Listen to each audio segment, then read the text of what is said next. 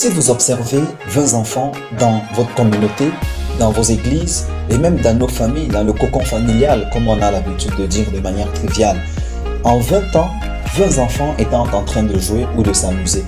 Lorsque vous reviendrez 20 années après, vous constaterez qu'il y a 20 résultats différents.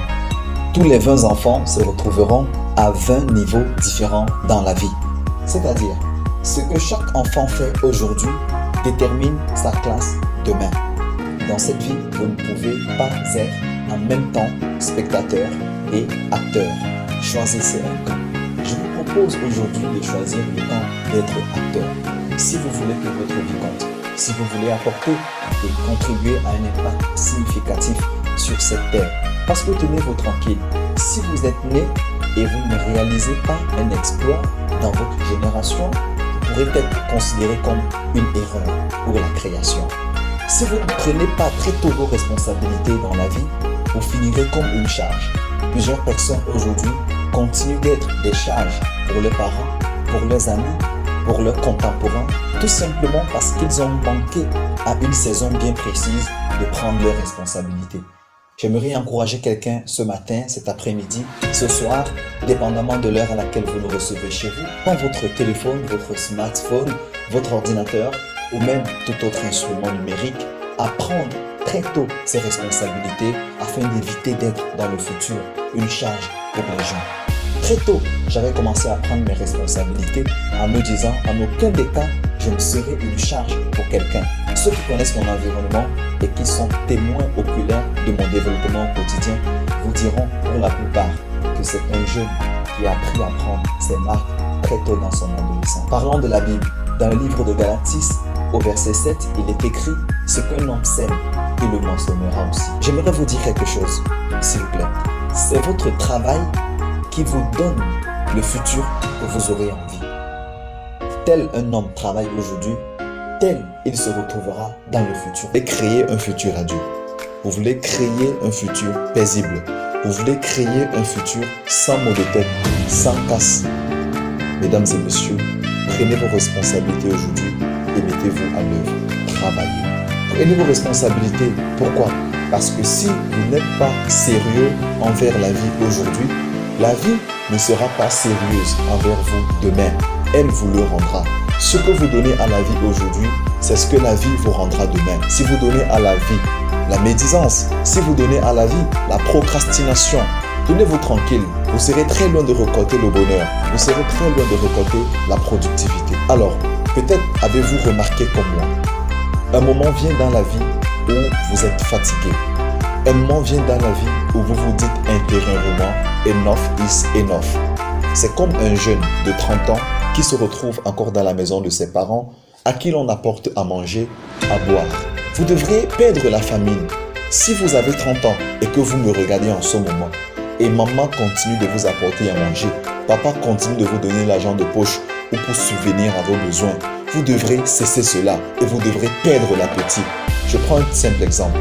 Si à 20 ans, à 30 ans, vous avez une extrême famine et l'on vous apporte un biberon et l'on vous demande de téter, je suis certain que plusieurs comme moi perdront la famine à ce moment.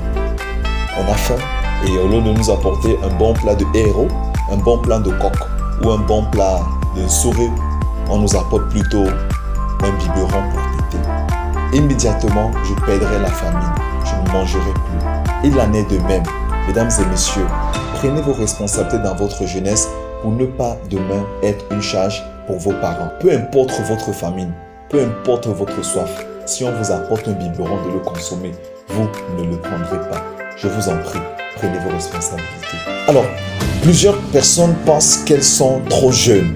Elles te diront « Non, je n'ai que 25 ans, je n'ai que 30 ans, je n'ai que 40 ans. » Mesdames et messieurs, à un moment donné dans votre vie, vous risquerez vous surprendre à 35 ans, à 40 ans. « Ah, j'ai déjà 50 ans.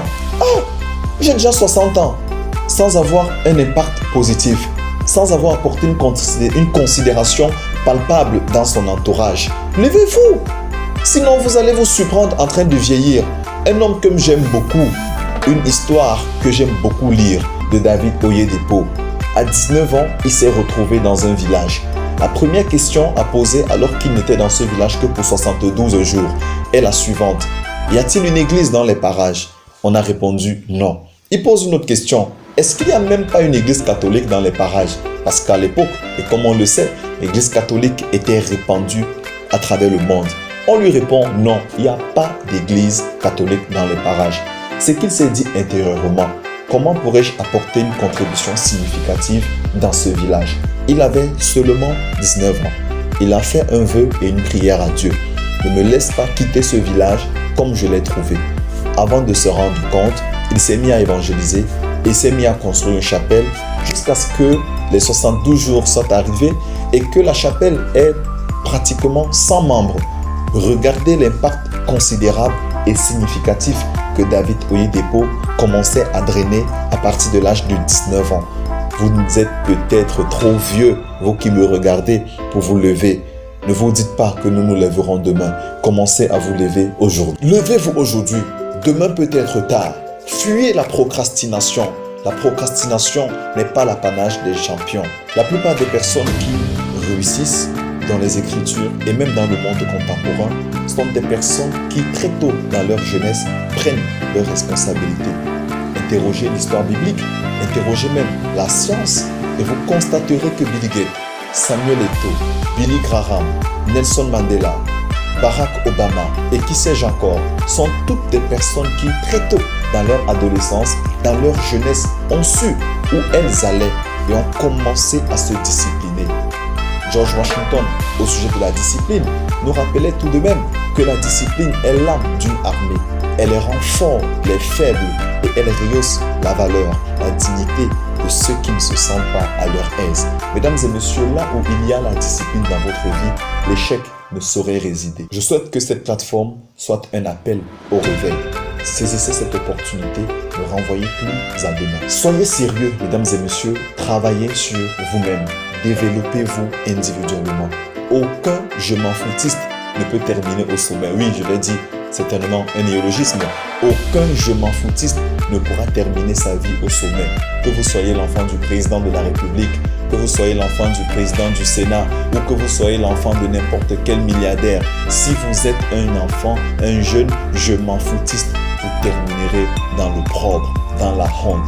Mais j'espère que ce ne sera pas le cas de celui qui me regarde en ce moment. Et même si vous avez déjà prié, et même si vous êtes allé voir un imam, un pasteur, un prêtre pour prier pour vous et sur vous, tant que vous ne vous serez pas levé individuellement, rien ne se produira dans votre avenir. J'aimerais attirer votre attention sur un élément important. Plusieurs mentors, plusieurs coachs ne vous l'enseigneront certainement pas, ou peut-être très en retard. Mais je pense pour ma part qu'il est nécessaire, important, judicieux et prépondérant de le savoir maintenant. Toute personne qui voudrait faire compter sa vie ou qui voudrait avoir un impact sérieux dans ce monde devrait être un amoureux de Dieu en tout temps et en toute saison. Pourquoi je le dis? Je reste convaincu que vous ne pouvez pas être un amoureux de Dieu et finir dans la honte. Aucun amoureux de Dieu sérieux n'a terminé sa course dans la honte et cela ne sera pas votre cas. Alors pour conclure, retenez tout simplement que c'est le fait de prendre très tôt ses responsabilités qui améliorera votre dignité. Si vous avez aimé, faites-nous le savoir en laissant un coup de pouce, un commentaire, partagez et si vous n'êtes pas encore abonné, faites-le dès à présent. Partagez au maximum autour de vous afin que la génération des conférences s'élève, celle qui apportera une contribution significative dans cette nation, le Cameroun, en Afrique et pourquoi pas le monde entier.